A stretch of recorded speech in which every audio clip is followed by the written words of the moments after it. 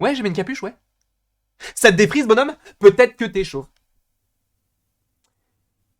Et si tu complexes par rapport à ça, bah je suis vraiment confus. Je voulais pas t'offenser.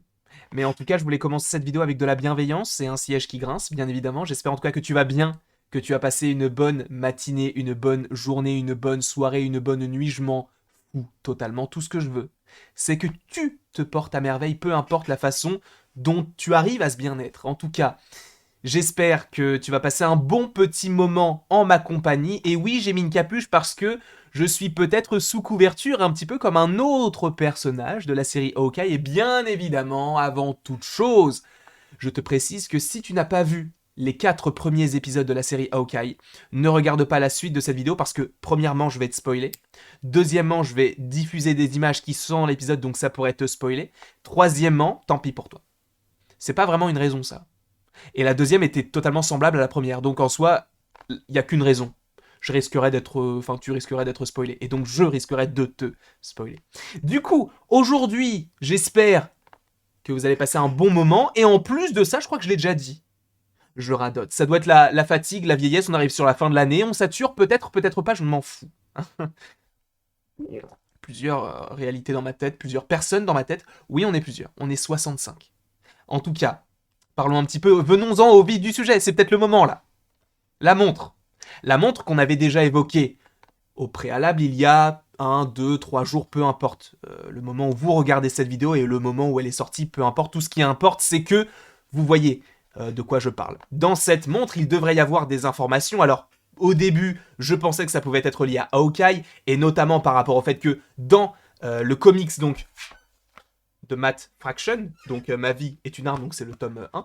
Normalement, dans ce comics-là, tu as des informations compromettantes sur Hawkeye qui a tué quelqu'un via donc cette page avec donc ces différentes cases. Désolé, mon siège grince beaucoup, mais du coup, vous avez cette page-là où tu comprends que il y a des informations qui traînent autour de Hawkeye et donc par rapport au fait qu'il aurait tué quelqu'un via une cassette vidéo qui diffuserait la chose. Et donc, le but de Kate Bishop et de Hawkeye, même si c'est surtout le but de Kate Bishop, c'est de récupérer cette cassette, mais aussi pour Hawkeye, parce que ça le met dans une position un petit peu compromettante. Mais ce qui m'intrigue beaucoup par rapport à ça, c'est qu'au début, moi je pensais que ça allait vraiment être lié à Hawkeye, puisque Hawkeye, encore une fois, son grand secret, c'est qu'il était Ronin, mais que si on sait que c'est Ronin, sa vie va être en danger, la vie de sa famille va être en danger, et il va devoir être entre guillemets en cavale, puisque ce n'est pas juste la pègre new-yorkaise ou américaine qui va l'avoir en cible, mais c'est également la pègre du monde entier, puisque ne l'oublions pas, cette scène dans Avengers Endgame se déroule au Japon avec les Yakuza, donc on sait que il n'aura nulle part où se cacher.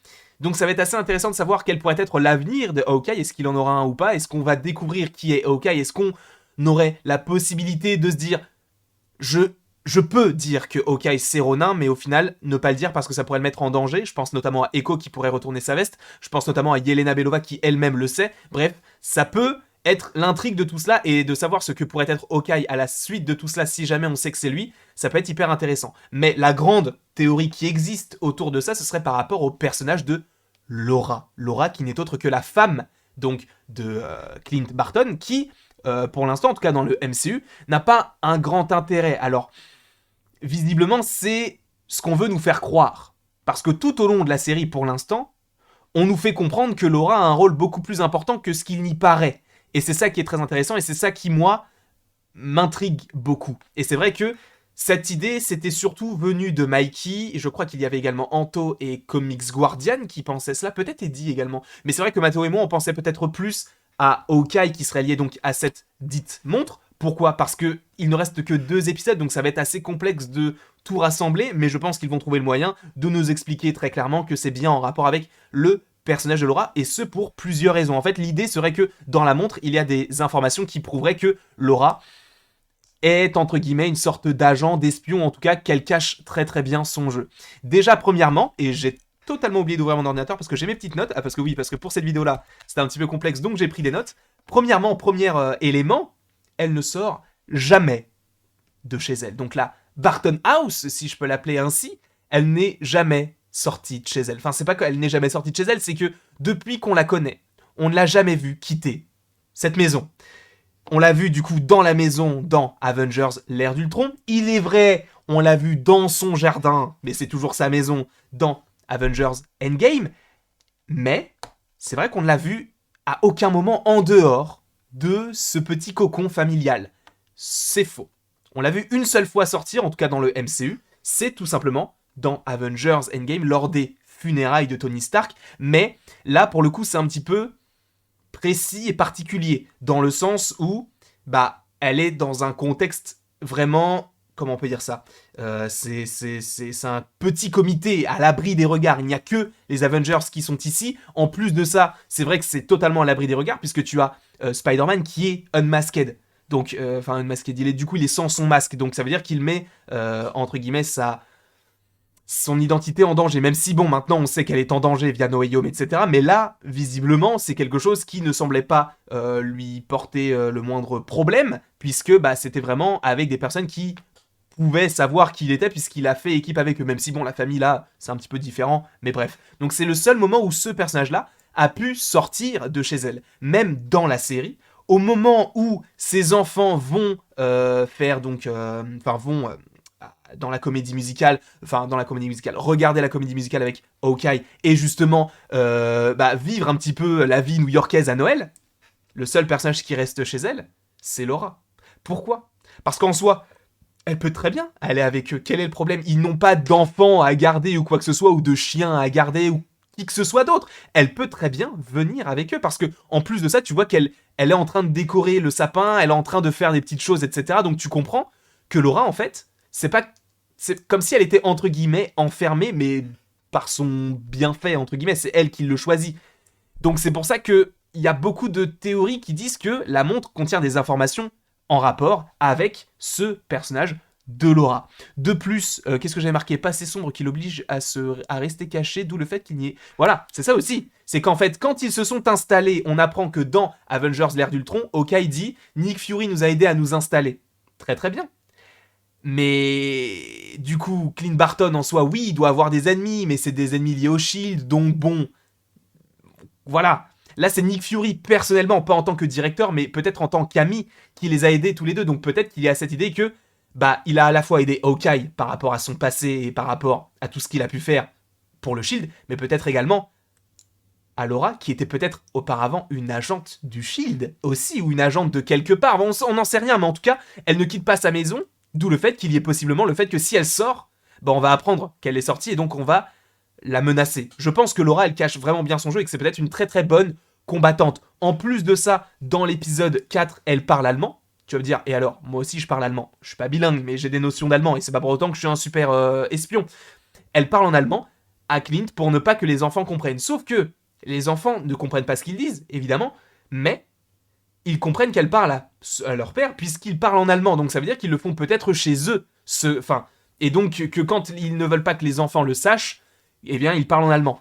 C'est pas une explication comme quoi c'est un espion, mais tu sens que elle a plusieurs facettes. Et donc c'est très intéressant, selon moi.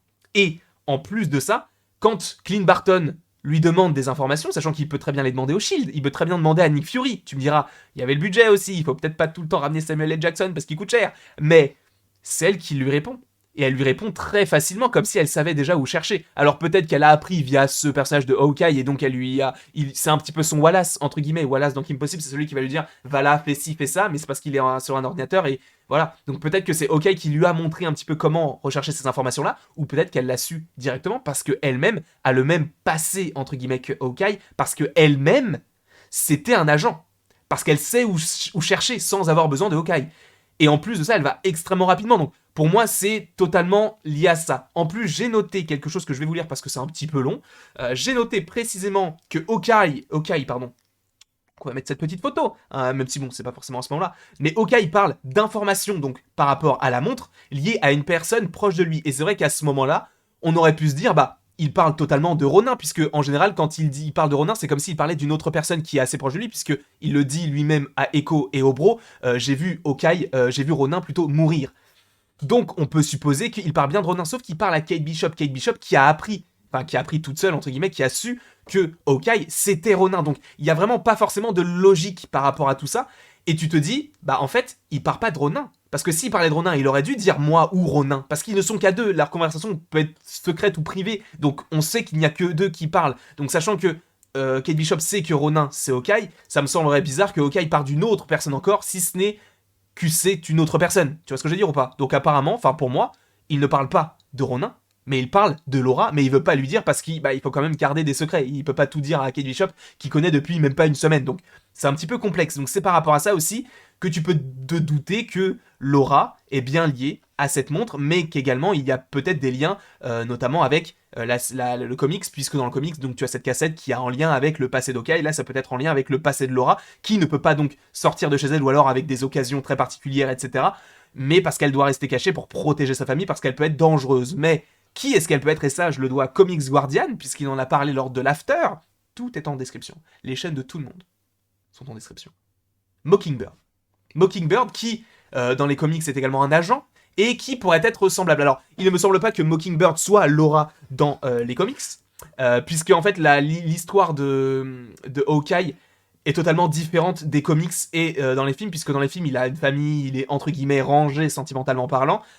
Là, il a beaucoup de conquêtes dans les comics, et notamment Mockingbird, avec qui ça s'est plutôt bien passé, c'était bref.